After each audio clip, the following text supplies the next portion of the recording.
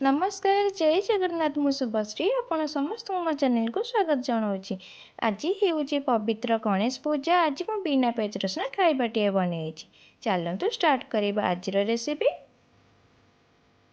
प्रथमे मु डालमा करने किसी परिबा नहीं से गुड़िक मध्य भंडा बीन्स आलू गाजर बैगण टमाटो कदली बीट गाजर और डाली ये नहीं बुट डाली मुग डाली हरड़ डाली और किसी अदा छेचा को नहीं तेजपत्र। प्रथमे प्रेसर कुकर रे किछि पानी दे से बुट डाली को पकईदेली। एबे से परिबा सब को दे लास्ट को मुग और हरड़ डाली को पकई दे अदा छेचा आउ तेजपत्र स्वाद अनुसार लुण हलदी पकई दे 2 ରୁ 3ଟା सीटी देवा को छाड़ीदेली।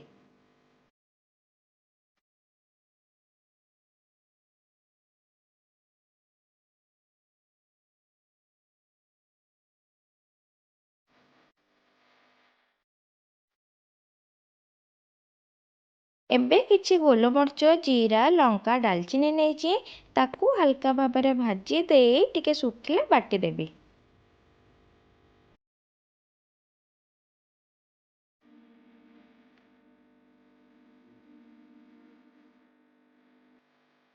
डालमा आमर एबे सिझी साराणी। एबे कड़े बसई 2 चामच तेल दे जीरा सोरिष लंका को टिके फुटे दे डालमा को बघार देबा।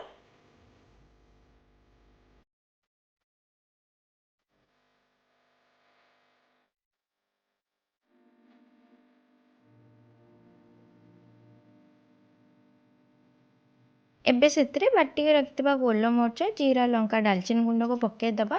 पकेबा द्वारा तार भल बास्ना आसए और खाइबा को मते बहुत भल लागिथाए। एबे हम डालमा कंप्लीट हो गले। एबे चलंतु खट्टा बनेबा। खट्टा पे मैं नहीं कखारू किछि आंबुल गुड़ अदा और भृषंग पत्र। प्रथमे पैन बसई से टिके तेल दे सोरिष लंका को बघार देली।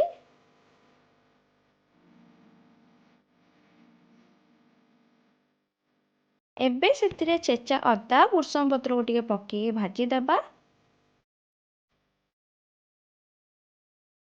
के भाजी आसला परे कखारू को पकेकी भाजी दबा।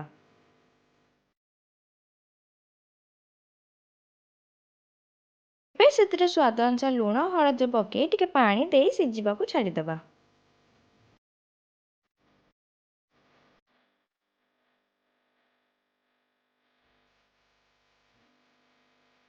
कखारू टिके सिझी आसला परे से गुड़ को पके गोले दबा।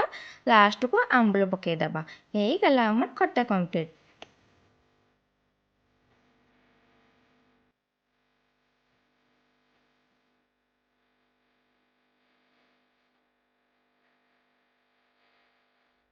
एबे फूलकोबी आलू कषा करने पाई मु किछि फूलकोबी आलू ग्रीन मटर टमाटर अदा को नहीं। प्रथमे कड़ाई रे टिके तेल पके जीरा फुटे देली। तापरे कोबी आलू को भल भाव में लाल कर भाजी देली।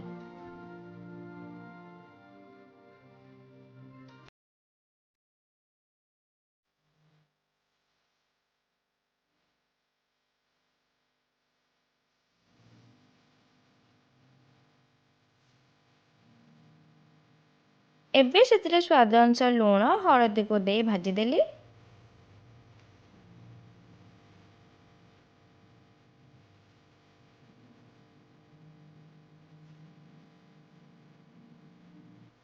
कोबी भल भाव में भाजी आसला परे एबे से अदा जीरा टमाटर पेस्ट को दे भल भाव में गोलई देली।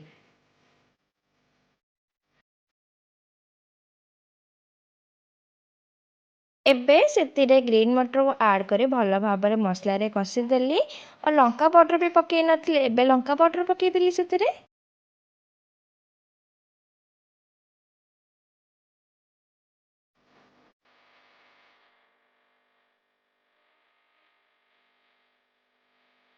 एबे से किछि पानी दे फुटवा को 5-10 मिनिट पे छाड़ी देली।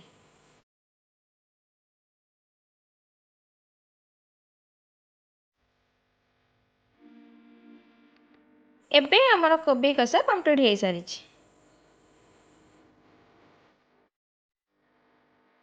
एबे सुजी सिमेई खीरी करिवे। ସୁଜି ସିମେଇ କ୍ଷୀରି ପାଇଁ ପ୍ରଥମେ ପ୍ୟାନ୍ରେ ଟିକେ ତେଲ ପକାଇ ଜିରାକୁ ଫୁଟାଇଦେଲି।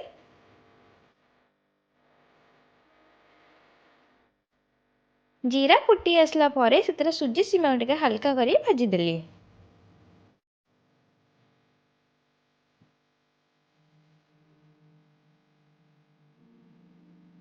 ଟିକେ ଭାଜି ଆସିଲା ପରେ ଏବେ ସେଥିରେ କ୍ଷୀର ଆଡ଼୍ କରିଦେଲି।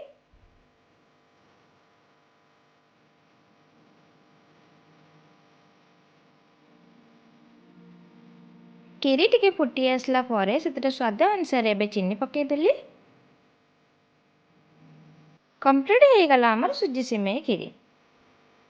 ଏବେ ରିଫାଇନ୍ ତେଲରେ ପାମ୍ପଡ଼ ଗୁଡ଼ିକୁ ଛାଣିଦେଲି।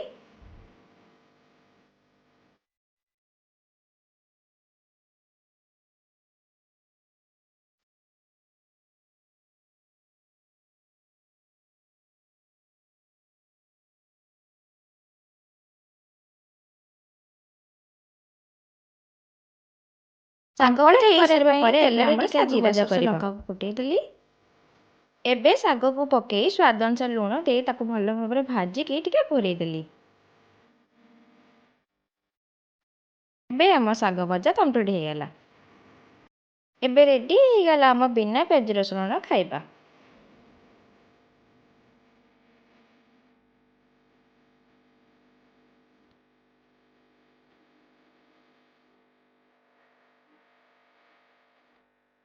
ଯଦି ମୋ ଭିଡ଼ିଓଟି ପସନ୍ଦ ଆସିଥାଏ ପ୍ଲିଜ୍ ଲାଇକ୍ ସେୟାର ସବସ୍କ୍ରାଇବ୍ କରିବାକୁ ଭୁଲିବେନି।